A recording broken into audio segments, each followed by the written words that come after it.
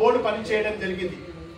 మరి ఈరోజు 2023లో మరి మా ప్రభుత్వం ఆ బోర్డుకు సంబంధించిన కాలయాపన అయిపోయిన తర్వాత, కాల పరిమితి అయిపోయిన తర్వాత మరి 23వ సంవత్సరంలో 10వ నెల 21వ తేదీన మనము మళ్ళా కొత్త బోర్డుని రీకాన్స్టిట్యూట్ చేస్తే మరి ఆనాటి తెలుగుదేశం పార్టీ నాయకులు మరి హైకోర్టుకి వెళ్ళి దానికి స్టేలు తీసుకొచ్చి మరి చైర్మన్ ఎన్నిక కూడా కాకోకుండా దాన్ని నిలుపుదల చేయడం జరిగింది. ఇది ఎంతవరకు సమంజసమో ఒక్కసారి ఆలోచన చేయాల్సిన అవసరం ఉంది. మరి బోర్డు సక్రమంగా పనిచేయాలి అంటే మరి వాళ్ళకు అవకాశం ఇవ్వాల్సిన అవసరం ఉంది. మరి ఈరోజు ఈ కూటమి ప్రభుత్వానికి మరి ఆ బోర్డుకు అవకాశం ఇస్తే మరి దానికి స్మూత్ రన్నింగ్ గా వాళ్ళ అడ్మినిస్ట్రేషన్ దానికి చేసేదానికి అవకాశం ఉంటాయి.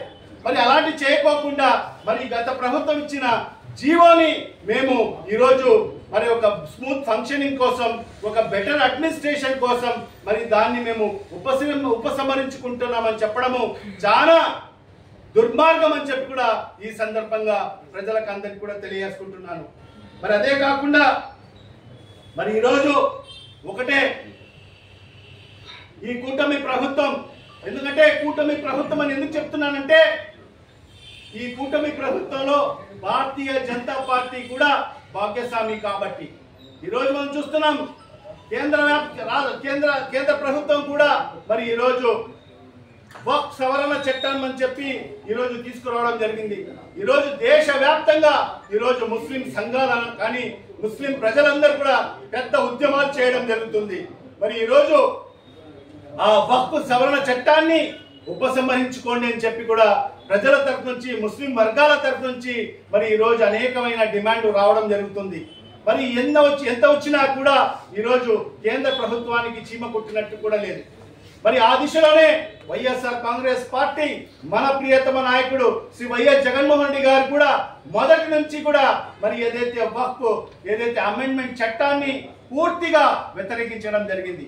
మరి పార్లమెంట్ లో కూడా మా పార్టీ వైఎస్ఆర్ కాంగ్రెస్ పార్టీ ఈ బిల్ని పూర్తిగా వ్యతిరేకించడం జరిగింది. మరి ఈ సందర్భంగా దీనికి సంబంధించి ఈరోజు కేంద్ర ప్రభుత్వం మరి ఈరోజు దాంట్లో భాగస్వాములైన ఈరోజు ఈ రాష్ట్ర ప్రభుత్వం కూడా వక్ఫ్ ఆస్తుల్ని మరి ఏదైతే మరి ఆక్రమించుకోవాలి, మరి దానికి దురాక్రమణకు గురి చేయాలి అనే ఆలోచనతోనే మరి ఈరోజు ఈ రెండు ప్రభుత్వాలు ముందుకెళ్తున్నాయని చెప్పి కూడా ప్రజలకు తెలియజేసుకుంటున్నాను. మరి ఈరోజు ఈ వక్ఫ్ సంబంధించిన ఏదైతే చట్టానికి సంబంధించిన సవరణకు సంబంధించిన 44 సవరణకు సంబంధించిన చట్టాలని పెట్టడం జరిగింది. దీన్ని పూర్తిగా మనం వ్యతిరేకిస్తున్నాం. ఎందుకంటే ఇది ఎంతో ఈ రాష్ట్ర విభజన అయిన తర్వాత మరి ఆనాడు మనకు కల్పించిన హక్కులకు సంబంధించిన, రాజ్యాంగం కల్పించిన హక్కులకు సంబంధించి మరి గతంలో మనకు సంబంధించిన, మన ముస్లింలకు సంబంధించిన ఏదైతే మసీదులు ఉన్నాయో, మరి దర్గాలకు సంబంధించిన ఉన్నాయో, మరి ఆషిర్ ఖాన్లకు సంబంధించిన దానికి సంబంధించిన ప్రాపర్టీస్, దానికి సంబంధించిన ఆస్తులు మరి ఈరోజు అన్యక్రాంతం చేసేదాని కోసం ఈరోజు ఈ ప్రభుత్వం ఈ సవరణలు తీసుకురావడం జరిగింది. దాంట్లో ప్రధానమైనది ఏంటంటే మరి ఈరోజు వక్ఫ్ అనేది ఒక్కసారి ఎవరైనా వక్ఫ్ చేస్తే అది జీవిత కాలం అది వక్ఫ్ గానే ఉంటుంది. మరి అది అల్లాహకు సంబంధించిన ఆస్తిగా మనము ముస్లిం సోదరులందరూ కూడా పరిగణించడం జరుగుతుంది. మరి ఎవరు కూడా దానికి ఓనర్షిప్ అనేది ఎవరు కూడా పొందే హక్కు తన జన్మలో కూడా వాళ్ళకు హక్కు రాదని చెప్పి కూడా ఈ సందర్భంగా తెలియజేసుకుంటున్నాను. అలాంటి చట్టాన్ని వక్ఫ్ అనే ఏదైతే దాన్ని నామన్క్లేచర్ని ఈరోజు మార్చే విధంగా సవరణ తీసుకురావడం జరుగుతుంది.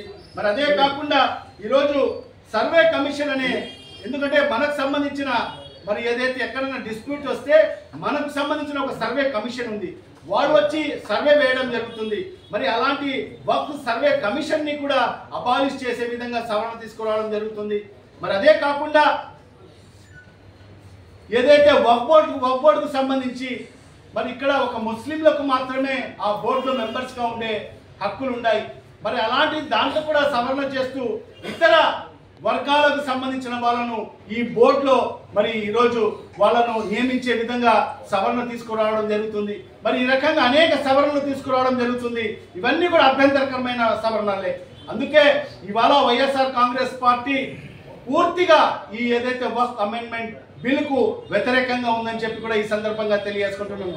మొన్ననే మన ఏదైతే జమాతే ఇస్లామీ హింద్కి సంబంధించిన నాయకులు కూడా మరి గౌరవ ముఖ్యమంత్రి గారిని కలిసి మరి ఏదైతే వక్ఫ్కు సంబంధించిన ఈ అమెండ్మెంట్ బిల్కు వ్యతిరేకించినందుకు వాళ్ళు కూడా ధన్యవాదాలు కూడా తెలియజేసుకోవడం జరిగింది. మా నాయకుడు ఒకటే మాట చెప్పాడు, ఖచ్చితంగా మైనార్టీలకు హాని కలిగించే ఏ రకమైన బిల్లు కూడా ఖచ్చితంగా వైఎస్ఆర్ కాంగ్రెస్ పార్టీ భవిష్యత్తులో వ్యతిరేకిస్తుందని చెప్పి కూడా ఈ సందర్భంగా వాళ్ళకందరికీ కూడా హామీ కూడా ఇవ్వడం జరిగింది. మరి ఈ రకంగా ఏదైతే ఈ రాష్ట్ర ప్రభుత్వం, ఈ కూటమి ప్రభుత్వం ఏదైతే ఈ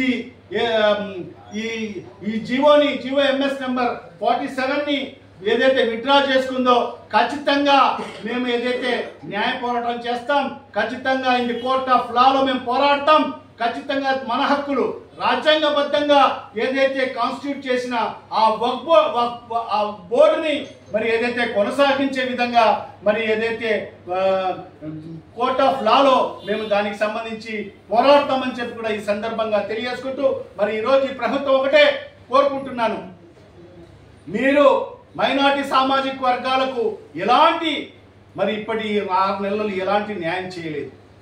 మరి అలాంటిది మరి ఈరోజు ఉన్న బోర్డులను కూడా ఉన్న పరంగా మీ స్వార్థ కోసం, మీ స్వార్థ రాజకీయాల కోసం, మీ నాయకులకు దాంట్లో అవకాశం కల్పించాలని చెప్పి మరి అదేవిధంగా వక్ఫ్ బోర్డు ఆస్తులు కాజేయాలని చెప్పి మీ అనుయాయులను దాంట్లో మెంబర్లుగా పెట్టుకొని వక్ఫ్కు సంబంధించిన ఆస్తులన్నీ కూడా మీరు దురాక్రమణ చేయాలి అనే ఆలోచనతోనే మరి ఇలాంటి ఏదైతే ఉపసంహరణ సంబంధించిన ఈ జీవోలు తీసుకురావడం జరిగిందని చెప్పి కూడా మరి హెచ్చరిస్తూ ఖచ్చితంగా మేము పోరాటం చేస్తాం.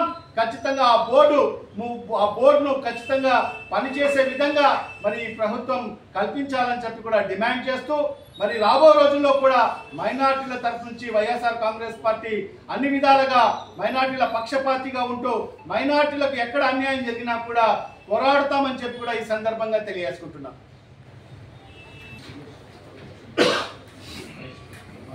4 ఏళ్ళు బోర్డు వేయకోకుండా ఒక స్పెషల్ ఆఫీసర్ని పెట్టి మరి నడిపించాడు.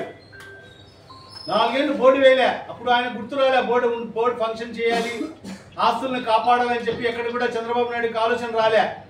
2018లో బోర్డు వేస్తే 2018లో బోర్డు వేస్తే ఎప్పుడు కాల పరిమితి ముగుస్తుంది? 5 ఏళ్ళు ఉంటుంది. 5 ఏళ్ళు 23 వరకు ఉంటుంది. మా ప్రభుత్వం వచ్చిన తర్వాత ఆ బోర్డుని పూర్తిగా మేము క్యాన్సిల్ చేయాలి కదా, చేసేదానికి లేదు. 5 ఏళ్ళు వాళ్ళ కాల పరిమితి ఉంటుంది కాబట్టి మేము క్యాన్సిల్ చేయలే. మరి ఎందుకు మేము దాంట్లో ఓన్లీ ఎక్కడైతే గ్యాప్స్ ఏదైతే ఉన్నాయో, ఎందుకంటే ఇప్పుడే చెప్పాను, ఒక జలీల్ ఖాన్ అని చెప్పి ఆయన ఎమ్మెల్యేగా ఉన్నప్పుడు చైర్మన్గా చేశారు. ఆయన 2019 ఎన్నికల్లో ఆయన ఓడిపోయితే ఆయన చైర్మన్కు రిజైన్ చేశాడు, ఆ సీట్ ఖాళీ అయింది. తర్వాత అమీర్ బాబు గారికి డైరెక్టర్గా ఇచ్చారు, స్టేట్ డైరెక్టర్గా. ఆయన ప్రమాణ స్వీకారం చేయకోకుండా ఆయన రిసిగ్నేషన్ లెటర్ ఇచ్చేసాను, నేను నాకు వద్దని చెప్పేసి. మరి ఆ పోస్ట్ ఖాళీగా ఉంది. ఒక సైఫుల్లా అని చెప్పి ఆయన కూడా డైరెక్టర్గా ఇస్తే నాకు వద్దని చెప్పి ఆయన కూడా రిజైన్ చేసేసాడు. 3 పోస్టులు ఖాళీగా ఉన్నాయి. తర్వాత 2 పోస్టులు, ఒక సున్నీకి సంబంధించి ఒక షియాకి సంబంధించిన స్కాలర్స్ వేయాలి. స్కాలర్స్ అంటే ఏంటి? దాంట్లో నిష్ఠాతులై ఉండాలి సున్నీ చట్టంలో, మరి అదేవిధంగా షియా చట్టంలో. మరి దాంట్లో సంబంధించిన ఒక సాధారణమైన వ్యక్తుల్ని, కార్యకర్తల్ని నియమించడం జరిగింది. మరి దాన్ని ఒక కమిటీ వేసి వీళ్ళు స్కాలర్స్ అని చెప్పి దాని వాళ్ళ మీద ఎంక్వైరీ చేశాం. కానీ వాళ్ళు స్కాలర్స్ కాదు అని, మీరు ఏదైనా స్కాలర్స్ ఉంటే మీ సర్టిఫికెట్స్ తెచ్చి ప్రొడ్యూస్ చేయమంటే వాళ్ళు ఏం సర్టిఫికెట్స్ తెచ్చి ప్రొడ్యూస్ చేయలేదు. అది వాళ్ళు ప్రొడ్యూస్ చేయకపోవడం వల్ల వాళ్ళిద్దరిని టర్మినేట్ చేయడం జరిగింది. మరి 5 పొజిషన్స్ ఖాళీ అయినాయి. 5 పొజిషన్స్ మాత్రమే మా ప్రభుత్వంలో ఫిలప్ చేయడం. మనము రీకాన్స్టిట్యూట్ చేయలే, మరి ఆ ఖాళీలను భర్తీ చేశామంతే. మళ్ళీ 2023లో మనము కొత్త బోర్డుని వేయడం జరిగింది. అదే ఇప్పుడు చెప్పినట్టుగా 2023లో కొత్త బోర్డుని వేశాం. అంటే ఏంటి? ఎలక్టెడ్ మెంబర్స్, ఒక ఎమ్మెల్సీ ఎలక్షన్ జరుగుతుంది, ఎమ్మెల్యే ఎలక్షన్ జరుగుతుంది, ఎమ్మెల్సీ ఒకరు, ఎమ్మెల్యే ఒకరు. మరి అదేవిధంగా రాష్ట్ర స్థాయిలో ప్రతి మసీదు కమిటీలకు, ఒక దర్గా కమిటీలకు ఒక ముతవల్లి ఉంటాడు. ఆ ముతవల్లీలు అందరూ కూడా ఓటేస్తారు. వాళ్ళ ఓటింగ్తో ఒకరిని ఒక డైరెక్టర్గా ఎన్నుకుంటారు. దానికి నోటిఫికేషన్ ఇస్తారు, దానికి ఎలక్షన్ జరుగుతుంది, ఓటింగ్ జరుగుతుంది. ఆ ఓటింగ్లో అందరూ కూడా ముతవల్లీలు అందరూ కూడా పార్టిసిపేట్ అవుతారు. తర్వాత విజయవాడలో ఓటింగ్ జరిగింది. మరి దాంట్లో ఎలక్ట్ అయిన ఒక ఖాజా అని చెప్పి మరి అతనికి డైరెక్టర్గా ఇవ్వడం జరిగింది. అంటే ఇవన్నీ కూడా రాజ్యాంగబద్ధంగా మరి ఈ జరిగిన ఎన్నికల్లో ఎలక్ట్ అయిన వాళ్ళకందరికీ తర్వాత కొందరిని నామినేటెడ్ కొన్ని గ్రూప్స్లో నామినేట్ చేయడం జరుగుతుంది. స్థానిక సంస్థలకు సంబంధించిన ఒకరిని ఇవ్వాలని. అదేవిధంగా బర్కత్ అలీ అని చెప్పి వైజాగ్కు సంబంధించిన అతను కార్పొరేటర్ అక్కడ స్థానిక సంస్థలో ఎలక్ట్ అయినాడు కాబట్టి అతనికి అవకాశం ఇవ్వడం జరిగింది. మరి అదేవిధంగా మరి సున్నీకి సంబంధించి ఒక స్కాలర్ షఫీ అహ్మద్ ఖాద్రీ అని చెప్పి మరి ఆయన స్కాలరు, అదేవిధంగా షియాకు సంబంధించిన మీర్ హుసేన్ అని చెప్పి మరి అతనిని, సీనియర్ అడ్వకేట్స్ అయిన పఠాన్ షఫీ అహ్మద్ అని చెప్పి ఒక మహిళ హసీనా బేగం అని చెప్పి వీళ్ళు సుమారుగా 20 సంవత్సరాల పైబడి వాళ్ళ ప్రాక్టీస్ ఉంది అడ్వకేట్స్గా. వాళ్ళని ఇద్దరిని, ఒక మహిళకు ఒక పురుషునికి అవకాశం ఇవ్వడం జరిగింది. మా ఆఫీసర్స్ కోటా కింద ఒక షీరిన్ బేగం అని చెప్పి ఐపీఎస్ ఆఫీసర్ మరి ఆమెని కూడా ఒక మెంబర్గా పెట్టడం జరిగింది. ఇవన్నీ కూడా అన్ని చట్టబద్ధంగా అందరినీ కూడా నియమించిన తర్వాత మరి కావాలని ఈ బోర్డు కాన్స్టిట్యూట్ కాకూడదని చెప్పి ఆ రోజు మనకు తెలుసు కదా, వ్యవస్థల్ని మేనేజ్ చేయడం వాళ్ళకి తెలుసు కాబట్టి మరి వాళ్ళ యొక్క తెలుగుదేశం పార్టీ నాయకులతోనే హైకోర్టులో ఒక రిట్ పిటిషన్ వేసి చెప్పాను. ఇప్పుడే రిట్ పిటిషన్ నెంబర్లు కూడా చెప్పాను. 4 రిట్ పిటిషన్లు వేశారు. 4 రిట్ పిటిషన్లు వేసి రిట్ పిటిషన్ నెంబర్ 28422, 28479, 28440, 28467 ఆఫ్ 2023 వేసి ఎన్నిక రేపు జరుగుతుందంటే, చైర్మన్ ఎన్నిక జరుగుతుందంటే మొదటి రోజు దాన్ని నిలుపుదల చేయడం జరిగింది. అంటే అప్పటి నుంచి కూడా ఇది కోర్టులోనే ఉంది, ఇప్పుడు కూడా కోర్టులోనే ఉంది. కోర్టులో ఉన్నా కూడా మరి ఈరోజు దాన్ని పరిష్కరించాలంటే ఈరోజు ప్రభుత్వం చేతిలో ఉంది. ఆ స్మూత్ ఫంక్షనింగ్ జరగాలి, బోర్డు కాన్స్టిట్యూట్ అయ్యి స్మూత్ ఫంక్షనింగ్ జరగాలంటే ప్రభుత్వం చేతిలో ఉంది. ఎందుకంటే కోర్టులో ఉన్నప్పుడు మీరు మళ్ళీ దాన్ని రద్దు చేసే అధికారం ఉంటుందా అంటే అది చట్టపరంగా మనం ఈరోజు ఫైట్ చేయాలి, మళ్ళీ మనం ఫైట్ చేయాలి. అందుకే ఇప్పుడు చెప్తున్నాం, మేము కూడా ఖచ్చితంగా ఫైట్ చేస్తాం. జ్యుడిషియల్ పరంగా మేము కూడా ఫైట్ చేస్తాం. దాన్ని ఉపసంహరించుకున్నారు వాళ్ళు. ఈ జీవోని మేము ఉపసంహరించుకుంటున్నామని చెప్పి ఒక కేసు కోర్టులో ఉన్నంగానే దాన్ని ఆ జీవోని ఉపసంహరించుకోవడం జరిగింది. అదే నేను చెప్పేది, ఈ ప్రభుత్వానికి చిత్తశుద్ధి ఉంటే మరి ఆ వ్యక్తి ఎవరైతే ఈ రిట్ పిటిషన్స్ వేశాడో అతని ద్వారా రిట్ పిటిషన్స్ ఉపసంహరణ చేసుకుంటే మరి ఆ బోర్డు ఫంక్షనింగ్ లో వచ్చేది కదా. ఈ 6 నెలలు ఎందుకు ఆ పని చేయలేదు ఈ ప్రభుత్వము? వాళ్ళ ఉద్దేశం దీని ద్వారా క్లియర్ కట్ గా తెలిసేది ఏంటంటే ఈ బోర్డు ఫంక్షన్ చేయాల్సిన అవసరం లేదు వాళ్లకు. వాళ్ళ ఉద్దేశం ఏమంటే వాళ్ళ అనుయాయులు, వాళ్ళ పార్టీకి సంబంధించిన కార్యకర్తలు, వాళ్ళ పార్టీకి సంబంధించిన నాయకులు ఆ బోర్డులోకి రావాలి అనే దురాలోచన. అందుకే ఈ యొక్క ఏదైతే జీవోని ఉపసంహరించుకోవడం జరిగిందని చెప్తున్నారు. ఖచ్చితంగా మేము కూడా లీగల్ ఫైట్ చేస్తాం. ఎందుకు కోర్టులో ఉన్నప్పుడు ఏ రకంగా దాన్ని ఉపసంహరించుకుంటారని చెప్పి కూడా ఖచ్చితంగా హైకోర్టులో మనం దాన్ని కూడా సవాల్ చేస్తామని చెప్పి కూడా. ఒకవేళ ప్రభుత్వ పరంగా ఏదైతే ఇప్పుడు మీరు అన్నారు జీవోను ఉపసంహరించుకున్నారని, ఆ జీవోను ఉపసంహరించుకున్నామని చెప్పి అక్కడ కోర్టులో వేసి అక్కడ పెట్టేసి కానీ రద్దు చేసుకుంటే అప్పుడు ఎట్లా రద్దు చేస్తారు? ఎలక్టెడ్ మెంబర్స్ని ఎలా రద్దు చేస్తాడు? లా ప్రకారంగా చట్టబద్ధంగా ఎన్నిక జరిగి ఎన్నికైన వానికి ఇప్పుడు అయితే ఒక ఎమ్మెల్యేని ప్రజల చేత ఎన్నుకోబడిన ప్రజల్ని ప్రభుత్వం దానికి ఇది చేసే చేతనికి చేసే హక్కు లేదు కదా. ప్రభుత్వం వాళ్ళదే కదా, వాళ్ళు ప్రభుత్వం ఉన్నా కూడా చట్టాలు ఉన్నాయి కదా. చట్టాన్ని అనుసరించే ప్రభుత్వాలు నడవాలి. వాళ్ళు సొంతంగా తయారు చేసుకోవాల్సిన చట్టాన్ని వాళ్ళు స్వయంగా తయారు చేసుకోవడానికి అవకాశం లేదు. ఆ చట్టానికి లోబడే ఏ ప్రభుత్వం కూడా పనిచేయాలి.